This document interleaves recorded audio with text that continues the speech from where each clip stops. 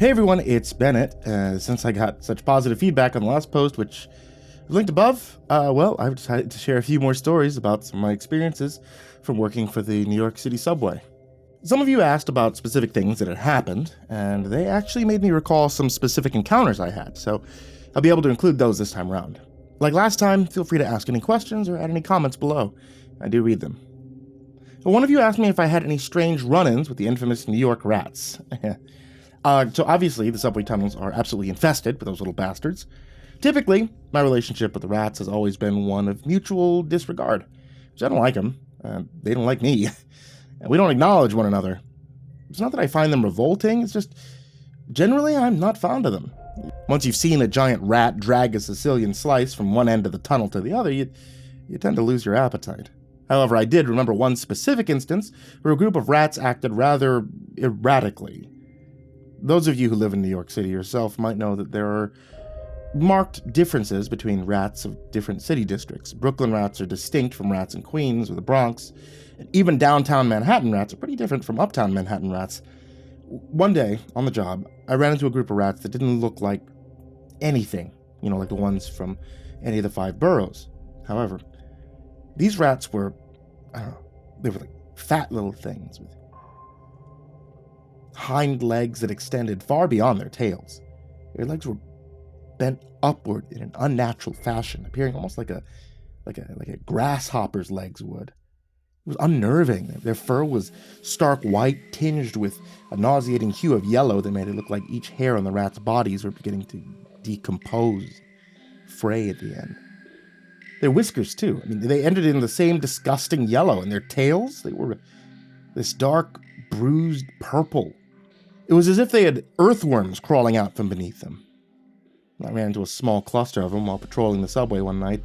I had the night to morning shift, so there weren't terribly many people in the tunnel at the time. Obviously, there's always a few people hanging around the NYC subway, even if they aren't necessarily taking the train. That was the case that night. There were a few homeless people scattered around. Usually they just stick close to columns and corners of the subway platforms. They're just there for change or food. Otherwise, they'll stand with the others and wait for the train. Well, anyway, I ran into this cluster of weird-ass rats, right? Things were nasty little buggers. Everyone else in the tunnel, they were a few dozen feet away from them, at the least. It wasn't like they were staying away. I don't think anyone had actually noticed them. The rat things were all gathered around something on the floor, their wide grasshopper haunches up. They were all gnawing on something in the center of their cluster. I figured it was a slice of pizza, a scrap of food left behind by one of the previous passengers. So I took my flashlight off my belt and made as if to shoo them away, but they didn't immediately leave like the other NYC rats would.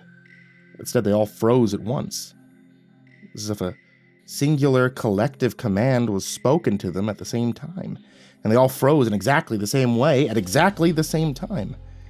And they all turned to face me. Their eyes were pale yellow, as if they were filled with a light, noxious gas, and their teeth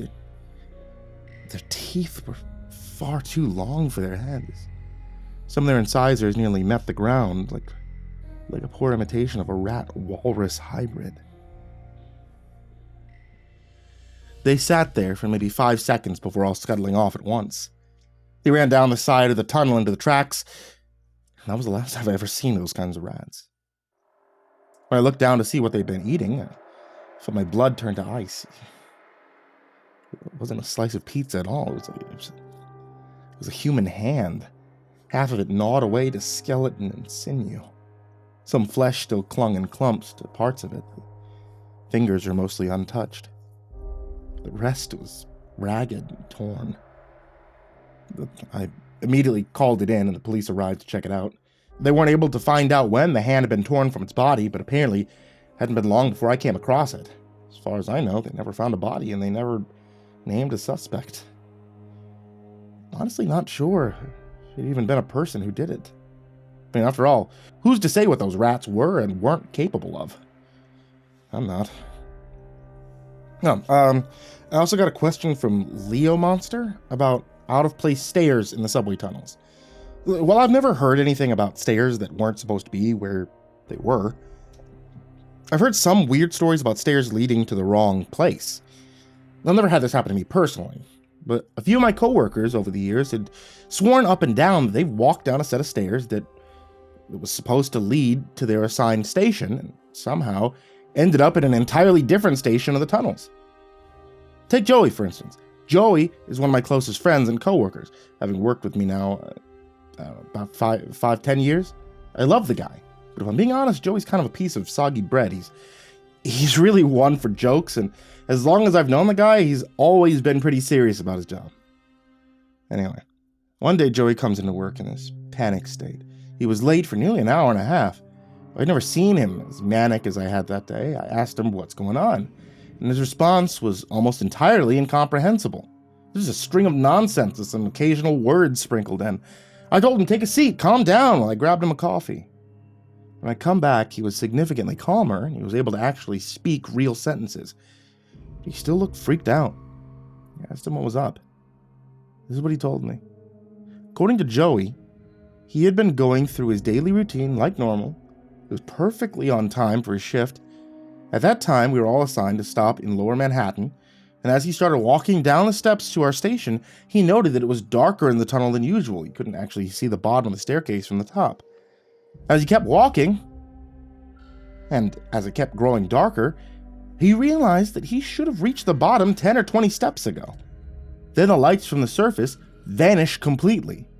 Joey just whipped around to see what had happened, and he was shocked to find that he couldn't see a thing. Then, said Joey, he raced back up the stairs. Now this is where his explanation gets a little hard to describe. Somehow, in the dark corridor where Joey couldn't see his own hand in front of his face, he went from running upstairs to running downstairs. All of a sudden, the light from the tunnel was illuminating the staircase again, and he had somehow reached the bottom. Except he wasn't in the station he had started at. He was at a random stop in Brooklyn. And even weirder, when he looked at his watch, nearly 20 minutes had passed by. Joey swore up and down he'd only been on the staircase maybe 2 minutes tops. Normally, if someone told me this kind of yarn, I think they were trying to pull one over on me, but Joey never jokes. That's what makes this one worth telling. He's not the kind of guy to pull pranks, and from the way he looked when he came into work, he didn't look like he was joking. A few other MTA workers, even some passengers, had reported similar things over the years. Once or twice, someone will walk down a set of stairs and end up one station over from the one that they had entered, or at the station that they had intended to take the train to in the first place, or just some completely random station. There's even been some talk of one woman walking down a flight of stairs and just never reappearing, but I can't confirm that one. Still, it's not something I would immediately discount. I remembered another weird guy that I see in the tunnels every once in a while. This guy had been around since well before I started working here, and he still shows up occasionally. We're going to call him Guitar Guy. So, a Guitar Guy is just, well, he's interesting, I'll give you that. When I first saw him, I thought that he was some kind of wannabe shock act that had wandered in from Times Square. He was wearing nothing but a pair of underwear and a guitar strapped onto his bare chest. He looked just like the Naked Cowboy, if you ever seen him around the city. So I naturally assumed that he was just some copycat looking to get attention. So I moved to go over and kick the guy out, but then all the other MTA workers stopped me, said I should let him stay, play his song. I thought they were pulling my leg, but decided to stop, see what Guitar Guy was capable of. I'm glad I did, too. So we start strumming the strings of his instrument. The air around him seems to sort of shimmer. It was as if God himself had turned up the saturation and brightness of the very space the Guitar Guy inhabited, because all of a sudden this guy looked beautiful.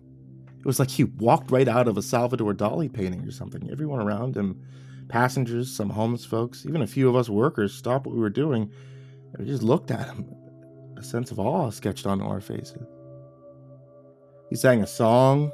It was gorgeous. Wish I could describe what it was like, but I can't because I don't remember. I've heard his song some 20 or 30 times during my career, but I can't for the life of me ever recall it once. All I know is that it sounds amazing and that I always grow excited once I see him. I don't think I've ever seen him do anything other than walk in, play his guitar, and leave. I've never seen him talk. Never seen him get on a train. Now that I think about it, he looks pretty much exactly like he did from the day I first saw him. It's like he doesn't even age. Ask anyone from MTA about Guitar Guy. They'll probably just get a big old smile on their face.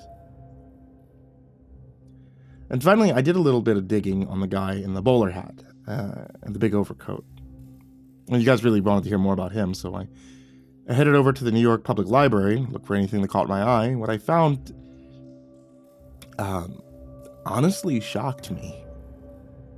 I used a computer search near the front desk to find a matching text to my description of the guy, but besides a few red herrings and some fictional novels, I wasn't able to find anything. Then, I headed over to the microfilm readers, and I asked the librarian for help looking through older New York newspapers. Probably spent, 5 whole hours scouring those papers, but I found something. Obviously, there were mentions of a guy and a description of what he was wearing from all the recent incidents that I had mentioned before. But I also found something that I didn't think anyone else has. I was looking over an old newspaper copy that was published March 3rd, 1957. I honestly can't even believe that I spotted this. It was so out of the way. The headline of the weekend edition of the New York Post read, "Music Man opens in applause at Majestic Theater," but I was far more intrigued on the front page sidebar, just a small snippet of an already obscure part of the paper. "Mystery Man pushes child onto subway tracks, causes commotion." Get this. On this day at approximately 4:30 p.m., a mystery individual pushed 10-year-old Charlie Jones onto the tracks at Times Square, 42nd Street subway station. The individual was unfortunately not apprehended and has not yet been spotted by the authorities, but Jones did fortunately survive. Thanks in no small part to his quick thinking and reflexes, young Charlie grabbed the edge of the platform and lifted himself back up only moments before the oncoming train entered the station. When questioned about the man who slipped away during the resulting commotion, Charlie could only say this: "He was really tall, and he had a funny round hat. I didn't see his face. He was covering it with part of his jacket that comes around his neck. And it was a really long coat, too. I hope they can catch the guy. Honestly, I'm really sorry that I couldn't catch his face. If you have any information regarding this dangerous individual, please be sure to contact." The rest of the article went over the standard fare of the times. In fact, there wasn't any mention of him in the rest of the issue or anything other in the papers that came out the same day. Trust me, I checked. And then I poured over all the issues of that paper to come out in the next few months. Nothing. I asked the rather frustrated librarian if they could call if they found anything or saw anything in other papers about the date regarding that man. I haven't got any calls yet. It might be that the librarians just decided they had enough and didn't do it. Guess that'd be fair.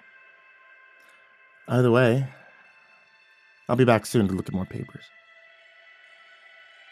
You know, it's 66 years ago. 66 years. Presumably nothing. Then boom, back again. No explanation, no differences from before. I mean, I want to believe it's a coincidence or someone else following in the original's footsteps, but I'm not sure that's the case. Who else could have seen this besides me? I barely was able to find anything. I was actually looking for it. And that's all I have for now. I'll be back with some more stories. Again, if you have any questions or comments, leave them below. I'll respond to as many as I can. But for now, see ya.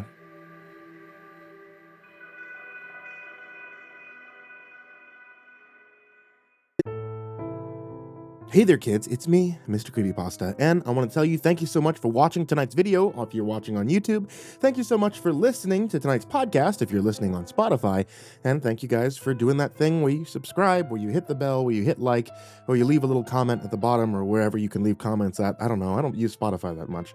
And finally, I want to give a huge thank you to everybody who supports me on Patreon. This past year has been rough. I've been gone for quite a while trying to get things organized for my own life, and Patreon subscribers, you guys who subscribe everywhere, this has kept me afloat in turbulent waters. So I want to give a very special thank you to Jordan Humble, Diana Kraus, Disciple, Strategy Wolf Emoji, SullyMan, Brandon Mendoza, BrimstonePandemonium, Caltuna, William Wellington, Scruffy the Janitor, Brenna Crow, LaQueda Canizales, Smiley the Psychotic, Djenna, Dante Kinkade, SimbasBloodyMojo, Mephistopheles, CursepoxPrimarch, M, Jesus Cornejo, Yarghoul, VerbalHorror, Amber Clark, J. Kearns, Mike, himbojerry, CrusaderChocobo, Corbin Dallas, Estabine, Seclude, Salty Surprise, Red Shadowcat, Turtleman, Cryolinian, Mr. Marcus Blitz, Dirt Diver 030, Voice of Sand, Psychomel, Melted Lake, Tali Sue, William King, Sashi Suzaku, Croconut 509, Stricken, Freddy Krueger, Hades Nephew, Acid System, Sky Harbor, Nico Kyle, The Ginger Bros, Aaron Stormcrow, Daniel Polson, and Corey Kenshin. I really appreciate your support, and I cannot thank you enough.